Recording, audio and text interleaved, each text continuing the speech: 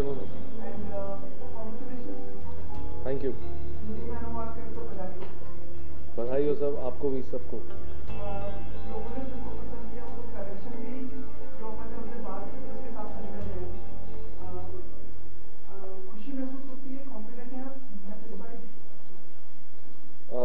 तो सेटिस्फैक्शन की तो कोई सीमा है नहीं।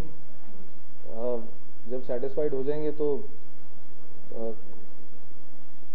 कोई सीमा नहीं है एक्चुअली सेटिस्फैक्शन की फ्रैंकली।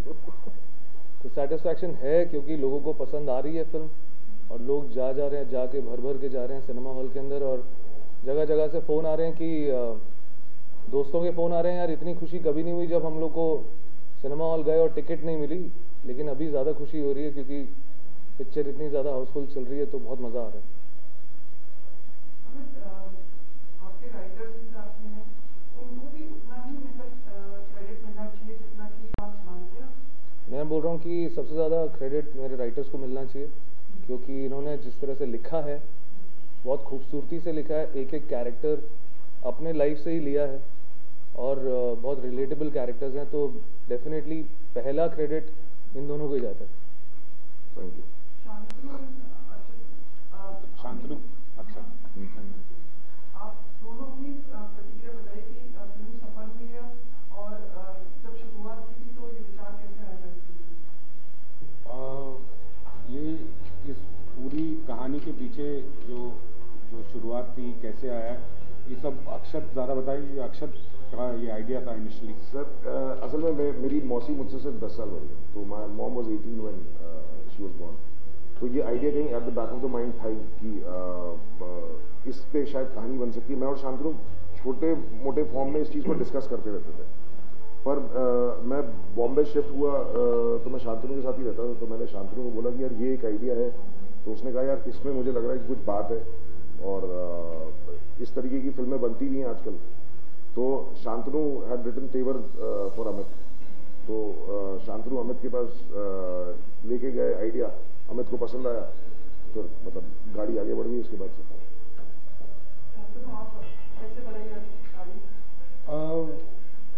मैं और अक्षत एक दूसरे के बहुत पुराने दोस्त हैं, बहुत टाइम से एक दूसरे को जानते हैं, और अक्षत जब हम लोगों की बहुत टाइम से ये कोशिश थी कि साथ कुछ लिखें, और जब हम दोनों के बीच में अक्षत जो है इज द न्यू आइडिया गाय, मतलब जो नए अतरंगी आइडियाज जो आते हैं वो अक्षत, धन्यवाद, तो वो अक्षत को आते हैं। तो जब अक्षत बम्बई आया, उसने इस आइडिया के बारे में बात की, तो मुझे लगा कि क्योंकि वक्त ऐसा आ गया है कि ऐसी फिल्मों की एक्सेप्टेंस है, तो हम लोगों ने फिर एक दुनिया खड़ी करनी शुरू की अपनी ही ज़िंदगी में। जो लोग थे उन पे बेस करके कुछ कैरेक्टर्स खड़े करने शुरू किए, और फिर ये एक दुनिया बनती गई। और जब हमको लगा कि एक अच्छी प्यारी कहानी बन रही जो कि सुनाने लायक है, फिर हम अमित के पास ये कहानी लेके गए, और एक जब दुनिया तैयार हो गई, उसके बाद अक्षत ने वो स्टोरी ली हम लोगों ने जो क्रिएट की थी, और उसके बाद अगले 2-2.5 साल तक उसने उस पर मेहनत मशक्क़त की, एक एक सीन 3-3, 4-4 बार लिखा, बहुत सारे ड्राफ्ट्स हुए, और वो सब जो है वो लंबा प्रोसेस जो है वो अक्षत ने पूरा किया। मतलब फिल्म बनती है ऐसे कि क्या कहते हैं, आप जाते हो, अमित को आइडिया पसंद आया तो हमको भी कॉन्फिडेंस आया कि क्या कहते हैं ये पिक्चर बन सकती है।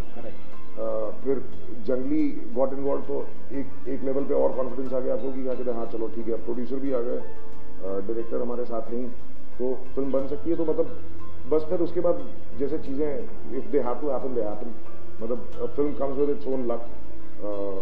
आई think that's how it happen कि हो गया, तो मतलब सबको अच्छा लगा, ये हमारी भी खुशकिस्मती है कि सबको अच्छा लगा। और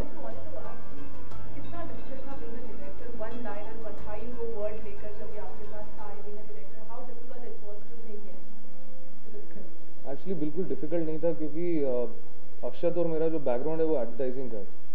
तो मैं एड फिल्म डायरेक्टर हूँ, ये एड फिल्म राइटर एक एजेंसी के अंदर क्रिएटिव डायरेक्टर थे।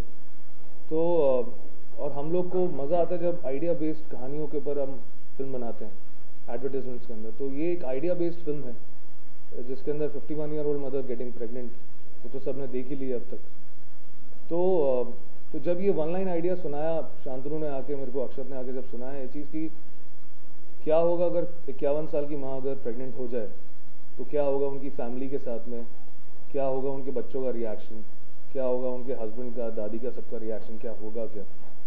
तो मैं तो आई jumped on the idea straight away. I said कि ये फीचर फिल्म का आइडिया है और सही सोच रहे हो, आगे बढ़ा दो इसको।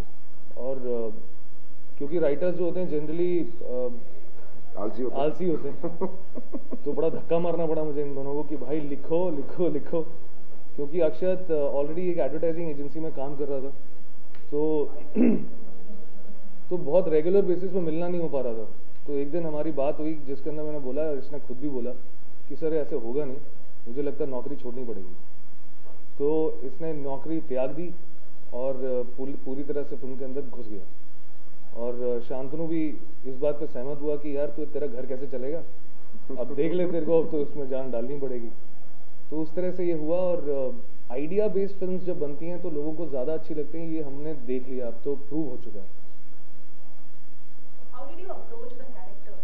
पहले से भी क्या दिमाग में था कि नीना गुप्ता ही मदर का रोल प्ले करेंगी, या कैसे आपने डिसाइड किया? How did you approach the characters? हमने एक्चुअली किसी भी एक्टर को दिमाग में रखते हुए ये कहानी नहीं लिखी, कोई भी कैरेक्टर नहीं लिखा, क्योंकि फिर आप बंद जाते हैं बहुत ज़्यादा कि अच्छा ये इस तरह से ही परफॉर्म करेंगे, इसको इस तरह से ही परफॉर्म किया जाएगा। तो पहले उसको लिखा हम लोगों ने पूरी तरह से, और उसके बाद में अप्रोच किया एक्टर्स को।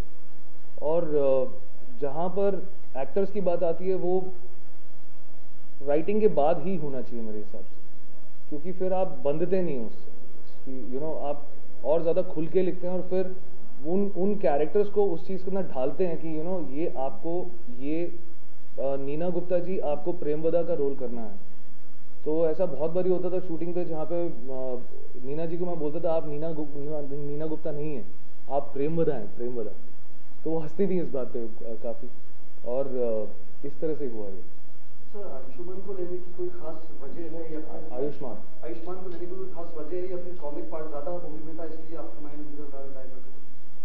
सी एक ऐसे एक्टर चाहिए थे हमारे को जो एक तो बहुत ही कमाल के एक्टर थे, दूसरा रिलेटेबल हो, तीसरा ये था कि मतलब जो उसको उस कैरेक्टर अपने लाइफ से बाहर निकल के नकुल का जो रोल प्ले कर सके, हमको वो चाहिए था। और वो आयुष्मान के अंदर वो सब चीज़ें हैं।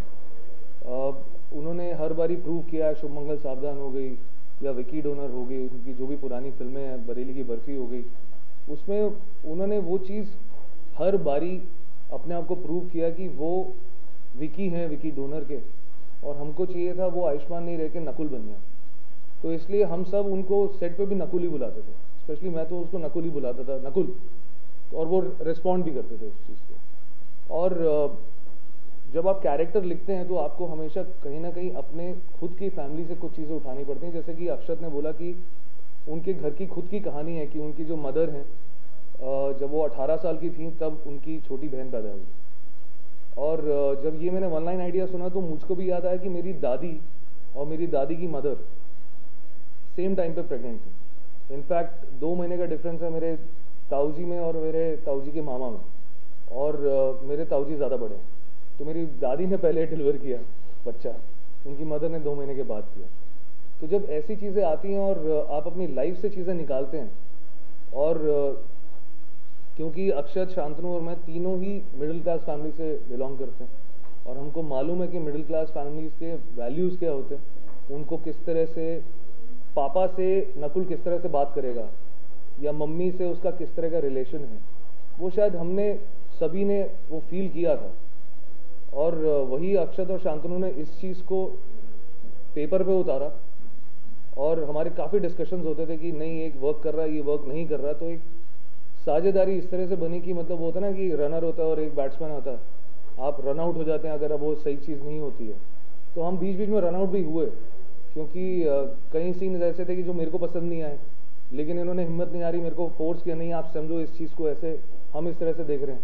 फिर मैंने बोला नहीं मैं इसको इस तरह से देख रहा हूँ। तो वैसे करके एक पहला जब ड्राफ्ट लिखा था अक्षत ने तो वो 156 पेज का था। तो मैं डर गया, मैंने कहा यार 156 पेज का कैसे होगा भाई। तो करके 93 पेज के ऊपर उसको लाके पेपर पर उतार दिया। सर बहुत ही अच्छी मूवी है, जैसे सभी देख चुके हैं, रिजल्ट बहुत अच्छे सभी के सामने है। कहीं ना कहीं इस पूरी जर्नी में कोई ऐसा चैलेंजिंग पार्ट आपके रहा जो आप शेयर करना चाहते हैं? चैलेंजिंग पार्ट तो पहले ये बताएंगे इन्होंने जिन्होंने लिखी है कि तुमको क्या चैलेंजिंग है, तो उसके बाद में मैं कहानी बताऊंगा।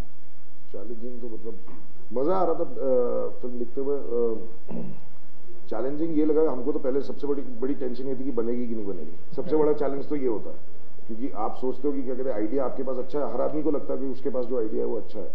तो हम लोग तो यही डिस्कस करते रहते थे। तो जब शांतनु ने मेरे को एक कॉन्फिडेंस दिया कि यार मुझे लगता है ये आइडिया में वो है, इट्स गॉट लेग्स, तो मुझे लगा कि हाँ भाई चलो ठीक है, मतलब इसको हम बढ़ा सकते। फिर हम लोग इस पे कैरेक्टर्स को हम लोगों ने डेवलप करा, स्टोरी को डेवलप करा कि किस तरीके से कहानी आगे जाएगी। हर कैरेक्टर को लिखने का एक अपना एक चैलेंज होता ही है जो कि हाँ, लेकिन इस प्रोसेस में हम लोगों को ये फ़ायदा ज़रूर रहा कि जितने भी लोग हैं फिल्म में, चाहे वो रेने हो, चाहे वो गजराज जी का कैरेक्टर हो, वो सब लोग जो है हम लोगों ने किसी न किसी फॉर्म में किसी न किसी तरीके से अपनी लाइफ में देखे ही। गूलर का कैरेक्टर लिखने में काफ़ी हम लोगों को मज़ा आया। वो जो थोड़े से मुंहफट लड़के होते हैं, घर का जो छोटा बच्चा होता है, उस कैरेक्टर में लिखने में बहुत मज़ा आया। दादी जैसे बता रहे तो अक्षत की जो नानी है वो भी एकदम नो फिल्टर नानी है, पर मतलब वो इतनी ज्यादा नहीं है। वो मतलब दिस दादी इज ऑन स्टेरॉइड्स, माय नानी इज ऑन स्टेरॉइड्स। बट मेरी दादी एक्चुअली वाज ऑन स्टेरॉइड्स। मेरे हर वक्त इस तरह से ही रहती थी। उनको लगता था कि उन्होंने एक ग्लूकोज का इंजेक्शन ले लिया और वो ऑन हो चुकी है। मेरे दोस्त नवदीप, उसकी जो दादी है वो सेम औरत है। नहीं, बट वही है रिलेटेबल कैरेक्टर्स। हमको लगा कि ये मतलब अगर आपको ये कहानी कहनी है तो आपको ऐसे कैरेक्टर्स ही दिखाने पड़ेंगे जो कि रिलेटेबल हो, जो आपने देखे हुए हैं कहीं पे, इस मतलब फिल्मी ना लगे बहुत ज्यादा। अब उसमें हम कितने सफल हुए हैं नहीं हुए वो हमको नहीं पता, वो तो आप ही बताएंगे। मतलब मेरा एक दोस्त है जो बेल्जियम में रहता है, उसने मेरे को कल मैसेज किया कि अमित जो दादी है वो देखकर बीजी की याद आ गई। तो उसने क्योंकि बचपन से देखा है बीजी को, मेरी दादी को, I used to call her Biji. So in fact challenge एक आया था बीच में, जो जब हम लोगों ने जब 8-9 महीने हो गए थे हमको लिखते हुए इस चीज़ को, और मैं कहीं किसी जगह पे था तो मुझे एक शख्स ने आके बोला कि यार you know what, you should meet Preeti, क्योंकि वो भी एक आइडिया पे काम कर रही है, काफ़ी इंटरेस्टिंग आइडिया है वो। तो मैंने कहा 1 लाइन आइडिया बताओ। तो उन्होंने बोला 1 लाइन आइडिया इज, फिर मतलब बड़ी उम्र की जो माँ है वो प्रेग्नेंट हो जाती है। मैंने क्या बात कर रहे हैं, मैं तो सेम आइडिया पे काम कर रहा हूँ काफ़ी टाइम से, करीब 8-9 महीने हो चुके हैं हमको लिखते हुए। तो उसने बोला नहीं, फिर तो आपको प्रीति से मिलना चाहिए। सो प्रीति आई मेरे ऑफिस, उन्होंने बोला कि आई हर्ड कि आप सेम आइडिया पे काम कर रहे हैं, तो मेरे पास जो स्क्रिप्ट है वो आप पढ़ना चाहेंगे। तो मैंने बोला कि आप इतनी सरल तरीके से मेरे को बोल रही हैं पढ़ने के लिए, मेरे को कोई प्रॉब्लम नहीं है, मैं पढ़ लूँगा। मैंने पढ़ा वो आइडिया, और पढ़ने के बाद मेरी दोबारा अगले दिन फिर से मीटिंग हुई। मैंने उनको बोला कि मैंने पढ़ लिया है, लेकिन आपको मेरा भी सुनना चाहिए। शी सेड आप सुनाइए अपना। और वो आइडिया था ये बधाई हो जो आपने पिक्चर देखी अभी। तो she said I love this, characters have formed in this thing. In fact Akshat ने अपनी आवाज़ में एक दादी का एक जो पूरा जो रैंट है फिल्म के अंदर, जब वो जीतू अपने बेटे को डांट रही हैं और पूरी जो क्लास ले रही हैं उनकी, वो रिकॉर्ड किया था। तो मैंने वो वाला सीन उनको सुना दिया अक्षत की आवाज़ में, और वो इतना हसीन कि शी सेड ये बेटर है और इसको बनाना चाहिए। तो मैंने बोला देखिए, डे 1 से जब ये आइडिया लिख रहे थे हम बहुत ज़्यादा क्लियर थे कि ये मैं प्रोड्यूस करूँगा, मेरी कंपनी है क्रोम पिक्चर्स, मैं इसको प्रोड्यूस करूँगा। तो उन्होंने बोला कोई प्रॉब्लम नहीं है, आप बनाना चाहते हैं, हम भी बनाना चाहते हैं, तो जंगली और क्रोम साथ में मिलकर बना लेंगे। तो उस तरह से ये हो गया। और उस स्क्रिप्ट में से हम लोगों ने, यहाँ तक कि अक्षत और शांतनु ने वो स्क्रिप्ट पढ़ी भी नहीं, और वो उस स्क्रिप्ट में से हम लोगों ने एक कॉमा भी नहीं लिया। So that's how that whole journey, of Chrome Pictures and Jungli came in together, and now the film is out and people are loving it, and I'm very, very happy about it. आपको लगता है अब समय के हिसाब से the script will be the main thing in the film rather than the hero, the script will be the hero rather than the image which the viewers used to have for the film? Sir देखिए, आप अगर 70s की अगर दशक में जाएं तब scripts ही hero होती थी। अगर आप कोई भी फिल्म याद करें, मतलब आप ऋषिकेश मुखर्जी की कोई भी फिल्म उठा के देख लें, मैं उनका बड़ा फ़ैन हूँ। उनकी सब फिल्मों के अंदर स्क्रिप्ट ही हीरो होती थी, और वही सही तरीका है फिल्म बनाने का। स्क्रिप्ट अगर आपकी अच्छी है तो उसमें कोई भी रोल प्ले करे वो अच्छा ही लगेगा, वो कैरेक्टर कोई भी प्ले करे तो वो अच्छा ही लगेगा। हाँ, बिल्कुल अलग नहीं हो सकता कि आपको एक बूढ़ा आदमी चाहिए और आपने जवान से करा लिया, वैसा नहीं हो सकता। तो स्क्रिप्ट इज़ फर्स्ट, वो सीड है, जो पेड़ बनता है उसके बाद में फल लगता है। फल लगना मतलब आपने पिक्चर बना दी और उसके बाद में आपको फल मिल रहा है अब। तो script is first than anything else. And we recently heard of Mr. Rajkumar Hirani also saying that the writers should get more credit and the exposure. मैं पूरी तरह से सहमत हूँ उनसे कि राइटर्स बहुत अंडररेटेड है हमारी इंडस्ट्री के अंदर, और उनको उनका पूरा श्रेय, उनका जो जितनी मेहनत वो डालते हैं उनको वो मिलना चाहिए, उनका क्रेडिट। वो क्रेडिट अगर वो नहीं मिलता तो बहुत गलत बात है, क्योंकि राइटर वो इंसान है जो पूरे के पूरे कैरेक्टर्स को एक स्टोरी के अंदर एक कैरेक्टर क्रिएट कर रहा है। वो क्रिएटर है, तो आप क्रिएटर को अलग नहीं कर सकते। तो राइटर को उसका श्रेय, उसका जो उसने योगदान दिया है, उसका क्रेडिट उसको पूरी तरह से मिलना चाहिए। मिला भी है इन दोनों ने जो काम किया है वो अनबिलीवेबल है।